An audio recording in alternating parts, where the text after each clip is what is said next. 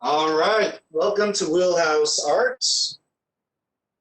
We are going to be discussing how to create a fish. So, how to fish. Like most things, it starts with very common, simple shapes. The three most simple shapes we have to work with as an artist are what known as the Platonic shapes by Plato.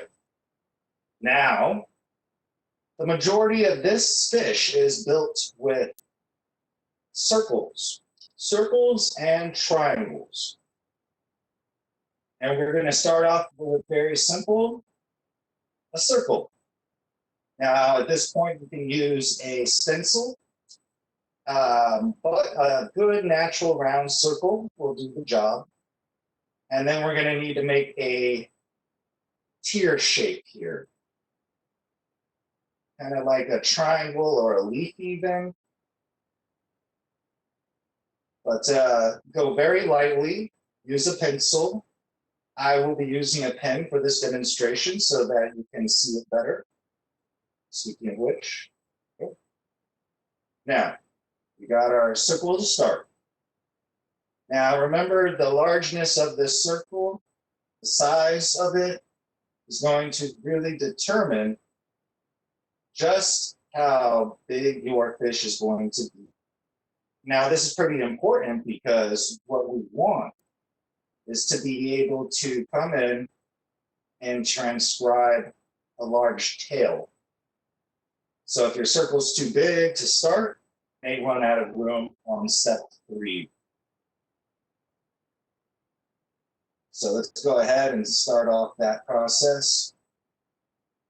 There we go. We got our basic circle right here and our little teardrop.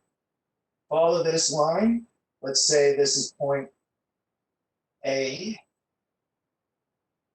Let's go to point B over here where we want this tail to go. And let's go ahead and connect A to B. Right? Now here's the apex, but we don't want to connect C to this point here, the apex. It looked like he disappeared in that moment. We want to get it right around here, right there. So we'll call that the C line. And we want to match that curve, simply connect it. From here, really have some fun with the embellishment of the tail. But just a simple O, a little U comes in, and we've got our first stage. Moving on to the next stage, further transcription. Now, this transcription is going to be carving out the details. So we got our wireframe here, and now we want to start finding the details in this fish. Now, I left the circle and dots so you could see the previous step, but what he needs is a little nose popping out of that circle. And then what they need also is this definitive midline here coming in, carved in from that side of the circle. So it comes in on this side and out on this side. From there, it's fairly simple. A couple flippers, 1, 2, 3. You could even do 4 if you wanted.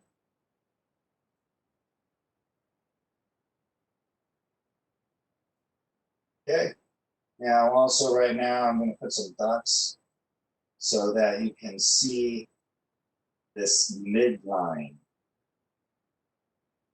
Because that's not the middle of the fish. This is the middle of the fish. All right, so we need that midline to connect with his noggin, because we're going to add a dorsal fin. All right, so here's my circle. I want it to come in a bit, protrude out a bit. You really don't have to worry too much about overly transcribing anything at this point. Again, you're using pencil so that you'll be able to erase whatever you needed to. Now we wanted to give it some little flippers. Now the rounder the flipper, like that, the more of a koi fish. The more of a flipper like that is going to be much more of a kind of like a beta fish, right? Now also these dorsal fins, I didn't do it in other examples, but they pectoral fins actually connect connect up the body a little bit. Okay. Now we got to get that middle fin going. Now, how do we get this middle fin? We're going to come through. I kind of like giving him a bit of a mohawk, right? And we're going to follow our midline. Okay. So the midline was those dots earlier that come through and comes through here. Now we need to give the illusion of depth. So we're actually going to come through and clip off that little edge there. That little clip makes a huge difference. And here's another little clip. Okay, now these lines here, right there, has to be erased. And then you're also going to erase this line.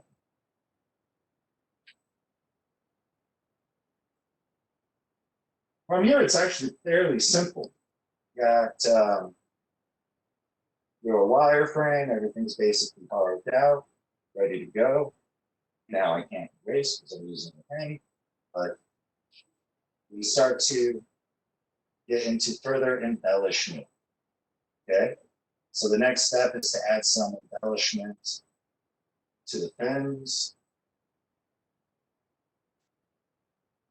And it's just a very simple scallop pattern. And you can barely get it quickly. Then that spine fin.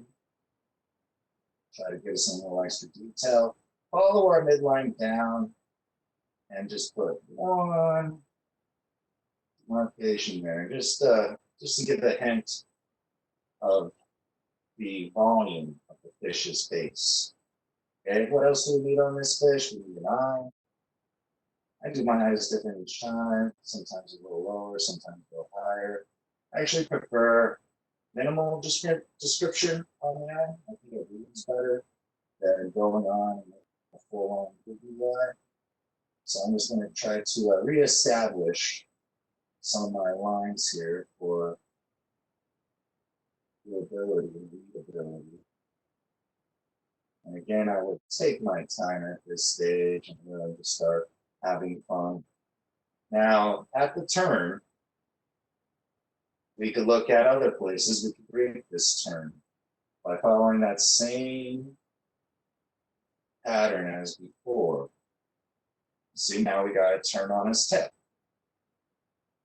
And we could now do a turn on this tip. And if we wanted to, we could do a turn on every tip.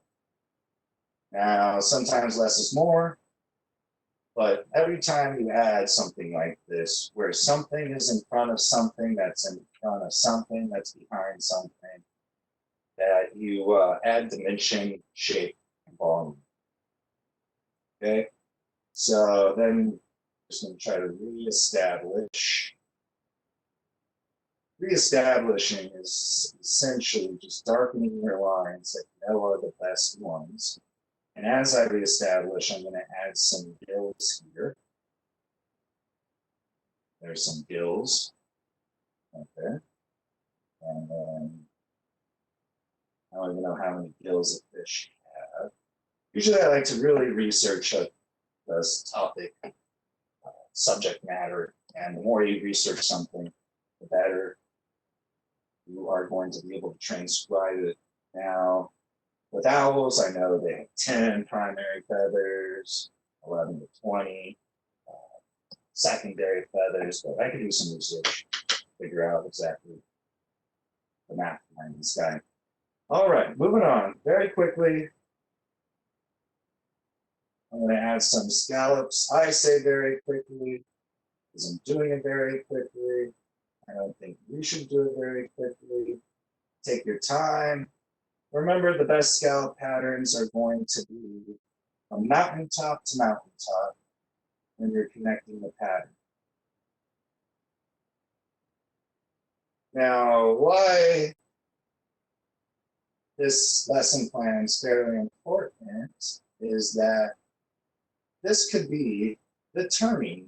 This turn could be a leaf, could be a fender on a car, it could be a large variety of things. So that as you start noticing these patterns, you're going to be able to develop a technique that's all your own. Okay, so this is the part where I highly suggest just doing like maybe working on one for a whole hour, just see what happens. You know, getting in there, getting some shadows, and what's the most important part of creating volume and shadows? Well, to have good shadows, you got to know where your light source is. Now, generally speaking, I just always top right. Top right, I don't know why. But almost every, when I just have to choose a light source, willy-nilly, it's always top right. I'm sure there's some simple. I'm sure. Okay, so that's how to fish in a nutshell. And you could take this out to the races, so to speak, and create any kind of pattern you want. So I highly suggest coming in and maybe even putting some wave lines and then racing out those areas that the waves cross. And it'll give it more illusion of depth. Anytime, I know it sounds silly, but putting things in front of things and things behind things. So I just put something behind, I don't even know what that was. But if you put things over things, put things behind things, every little clue to the audience. And these aren't like, these are clues that they do pick up on. It's just how our brain works, and it processes these in such a way that it's so quick that we don't even know why we like an image so much. Okay, so then you could take this to the races, create several different types of fish with different patterns. Put them in a pebble field. Here's some of those highlights I was talking about, where you go ahead and put things over things over things. There's another. It's kind of a koi fish in space, I guess. All right. And one last one. Well, actually, I have hundreds of these now, but there we go. I also got this little guy. And I came through and erased those highlight waves. And then trying to do more, maybe two of them together. And maybe doing one where it shows the multiple stages all. All right, well, that is how to fish. Thank you for joining me. I would love to see any of your fish paintings. You can find us at eugeneartstudio.com or Wheelhouse Arts. Can't wait to open our location, our brick and mortar again, but can't wait. But stay safe and healthy out there, you guys. Stay creative.